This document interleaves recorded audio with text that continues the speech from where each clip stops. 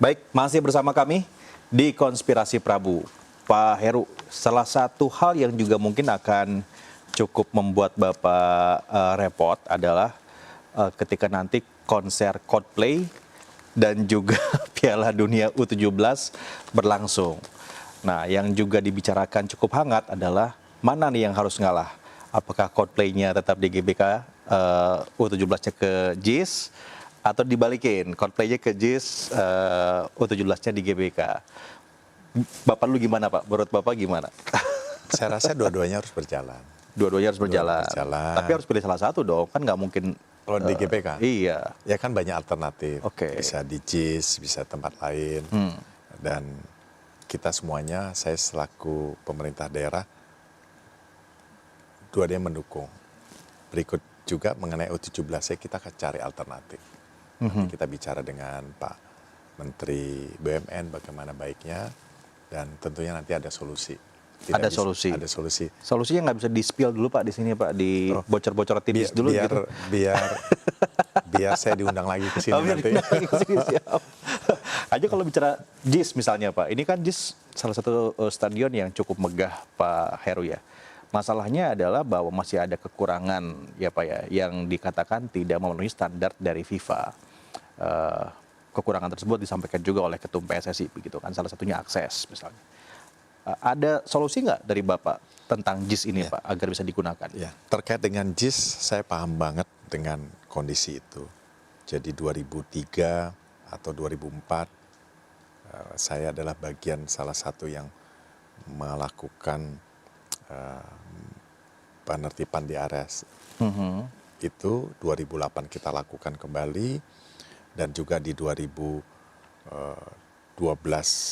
kita pematangan lahan. 2014 Pak Joko Widodo memagar dan melakukan pensertifikatan, dan berikutnya terus dan terus saat ini telah terbangun JIS. JIS itu akses keluarnya, masuk dan keluarnya adalah dari satu jalur yang sama. Betul. Satu jalur yang sama, satu jalan yang sama. Nah, harus ada akses jalur yang lain. Nah, saya sudah melihat di peta ada beberapa yang memungkinkan untuk itu. Mungkin diakses di belakangnya ada 2 lapangan bola itu, mungkin kita akses, kita coba untuk Dibuat jalur akses. jalur akses. Di sisi lain, akses yang lain kita sudah perbaiki, Bina Marga sudah memperbaiki, tapi itu tidak cukup juga. Nanti pada waktunya saya sampaikan ke INEOS bagaimana solusinya. Tapi saya sudah melihat lokasi itu bisa kita selesaikan. Tapi bahwa JIS sekarang ini masih ada kekurangan, Bapak notice. Oh iya. Saya mengikuti itu.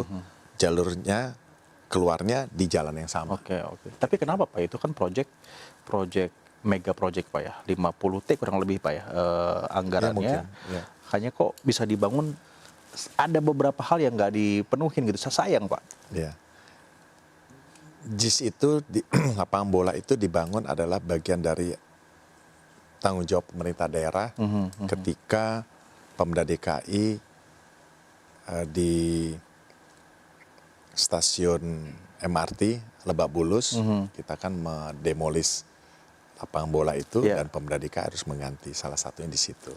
Nah, bagaimana bisa terjadi sekarang itu satu jalur ya saya juga nggak tahu, tetapi saat ini kondisinya seperti itu, ya itu adalah aset Pemda DKI, aset DKI yang sangat dibutuhkan oleh pencinta bola, ya saya harus memberikan, kita harus memberikan solusi supaya itu menjadi bagian dari FIFA yang bisa ingin menggunakan itu. Moga-moga Pak dalam waktu beberapa bulan bisa tercapai sehingga bisa digunakan ya Pak ya. Insya Allah. Kalau nggak bisa Pak, apa kita telepon Ketum PSSI? Telepon ya. Seperti kemarin ada telepon dari Pak Ganjar ke Pak Heru. Kenapa Pak nggak diangkat Pak? Pagi saya sudah menjadi saksi. Saksi nikah. Ya tentunya kan saksi nikah saya nurut aturan kegiatan itu. Bapak-bapak, ibu-ibu yang megang handphone tolong di silent, yang megang handphone tolong handphonenya dijauhkan, apalagi saya jadi saksi kan. Udah handphone saya jauhin. Saya kasih staff gitu, dan saya ya wajar-wajar aja mungkin beliau menelpon, dan mohon maaf pada saat itu saya tidak bisa mengangkat itu karena saya jadi saksi. Waktu Bapak ngeliat ada telepon dari Pak Ganjar, Bapak telepon balik atau gimana? Enggak, itu kan sudah terselesaikan oleh Pak Ganjar menelpon Pak Sekda. Pak Sekda gitu ya. Tapi kalau Bapak sendiri melihat Pak Ganjar menelpon Pak Gubernur begitu ya, itu hal yang wajar sesama kepala daerah atau bagaimana Bapak melihatnya? Ya, saya kenal beliau kan udah lama ya. Memang sudah kenal baik ya dengan Pak Ganjar? Kenal baik, keakraban itu bisa menembus segala waktu kan kira-kira gitu. Ya, kenal beliau ya itu sudah berlalu lah. Siapa? Dan wajar-wajar aja. Wajar-wajar aja Pak ya. Kalau perlu kita telepon Pak Ganjar, kan lagi haji Pak sekarang. Gitu. Selamat berhaji Pak. Bicara tentang ke depan Pak Heru, Bapak juga namanya digadang-gadang nih Pak ya. Nanggung nih Pak Heru hanya berapa lama gitu. Solusinya dirasakan, tadi ya Pak ya, dirasakan walaupun tidak terlihat. Kenapa nggak lanjut aja sih Pak? Kalau misalnya Pak ada chance atau peluang begitu untuk lanjut Pak Heru, kira-kira Pak Heru menanggapinya seperti apa? Kalimatnya, pembukanya adalah masa depan itu penuh dengan misteri. Masa depan. Biarkanlah alam semesta yang menjawab. Ini kalimatnya pujangga nih, kalah kita semua. Kalau udah bicara kayak gitu kan susah Pak kita mulai lagi. Ya, intinya saya bekerja. Saya di DKI sudah 30 tahun. Betul. Berkarir. Ya, saya bekerja dan bekerja. Perkara itu nanti alam, perkara itu misteri yang menjawabnya, yaitu biarkanlah mengalir secara alam. Ya, kita pasrahkan saja kepada alam semesta ini. Kira-kira. Saya jadi pengen tahu nih, tanya sama alam semesta kira-kira maunya gimana nih. Kalau Bapak ngelihat Pak ya, di luar bagaimana nanti semesta akan mengarahkan Pak Heru. Tapi gubernur yang paling cocok untuk melanjutkan di 2024 ke depan ketika DKI tidak lagi menjadi ibu kota atau Jakarta tidak lagi menjadi ibu kota, akan menjadi kota global begitu Pak ya. Itu gubernur yang seperti apa?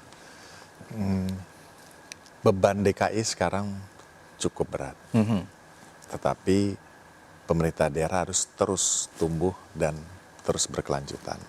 Saya rasa sosok yang cocok menjadi gubernur DKI adalah bisa mendapatkan PAD yang cukup untuk ke depan. Karena kok saya lihat trennya itu naik terus, kebutuhan naik. Tantangannya adalah bagaimana? Tantangannya tadi kita cerita kendaraan listrik. Kalau kendaraan listrik beralih begitu cepat, apa Pemda siap? Kan gitu kan? Karena kendaraan listrik diberikan kemudahan-kemudahan, pajaknya nol segala macam. Lantas berikutnya hal-hal yang kekhususan, kalau itu ibu kota ke Nusantara, mungkin hal-hal kekhususan harus kita pikirkan. Karena akan dilepas Pak ya. Berikutnya adalah visi yang bisa membangkitkan ekonomi Jakarta, baik itu UKM, UMKM, dan membangun kota Jakarta ini dengan tumbuh dengan baik. Lantas berikutnya menjaga kota ini supaya kota ini menjadi kota global yang trennya terus mendekati ranking yang terbaik. Itu kan tidak mudah.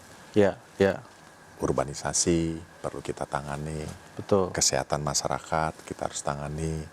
Lantas tadi kita bicara polusi kita harus atasi supaya ranking-ranking itu kita dapatkan. Kira-kira seperti itu. Nah, saya ingin tanya ke Pak Heru Pak ya, kalau Bapak membayangkan kota global Jakarta, nanti kemudian ibu kota pindah, berarti kan Istana Presiden juga pindah Pak ya. Kemudian juga kementerian-kementerian akan pindah juga Pak ya. Nah, yang ingin saya tanyakan tuh, Istana Presiden akan jadi tempat apa Pak nanti Pak? Kalau misalnya pindah ke sana. Iya, saya sih berpikirnya begini. Ada Monas, di utaranya ada Istana, kiri kanannya ada gedung-gedung pemerintahan. Betul. Ada Istiqlal, ada Pertamina, di sini ada kantor pemerintahan. Area ini, satu kotak ini, kita bisa ciptakan tempat wisata. Tempat wisata. Ya, jadi gedung pemerintahan, kantor BUMN, kantor kementerian di ujung dekat Patung Tani itu, Pertamina, mungkin bisa didesain itu adalah hotel ya, kira-kira gitu ya. Bisnis, tempat bisnis. Nah, Pemda DKI sudah mengarah ke sana. Kami, Pemda tentunya dengan Bapeda, dengan Bappenas, dengan Kementerian Keuangan sudah mendesain ini. Pemikiran saya, misalnya dia tinggal di hotel mana Mas kira-kira? Di hotel terdekat lah di Yang terdekat di sini Pak, di Park Hyatt, Pak. Oh iya, Pak Hyatt. Iya, betul. Pak Hyatt. Terus dia misalnya weekendnya Jumat pagi hari, dia bisa sholat ke Istiqlal. Jadi ekosistem Pak ya. Habis sholat, dibuat. dia bisa masuk ke istana untuk melihat istana saat itu seperti apa. Iya, iya. Habis itu dia bisa makan UMKM di Kebun Sirih. Baru balik lagi ke Pak Hyatt. Iya, iya, iya. Sabtunya dia bisa jalan-jalan ke mall sekitar ini. Minggunya dia bisa melihat orang keramaian Car Free Day. Bisa melihat, oh warga Jakarta olahraga, oh ada UMKM. Ya, Minggu sorenya ya. pulang. Kan Iya. bagus tuh. Kalau gitu lanjut aja Pak lah. Lanjut kemana nih? Lanjut. Kita lanjutkan di episode berikutnya. Gitu, Pak. Semoga semestanya melanjutkan Bapak begitu Pak. Terima kasih banyak Bapak Heru sudah main ke Konspirasi Prabu. Tadi dijailin sama anak-anak muda. Moga-moga Bapaknya berkenan. Ketemu lagi Pak ya di Konspirasi Prabu Pak ya. Jangan lupa Pak 2 bulan ke depan janji Bapak untuk bisa intersection itu Pak ya, yang masalah lampu merah. Kalau sudah terpenuhi tolong undang saya untuk langsung melihat bagaimana perkembangannya. Makasih banyak Pak Heru. Sehat selalu, semoga sukses. Terima kasih. Ya pemirsa, sekian Konspirasi Prabu kali ini ketika Pak Heru menjawab semua pertanyaan seputar ibu kota. Moga-moga berkenan di hati Anda. Terima kasih, sampai jumpa.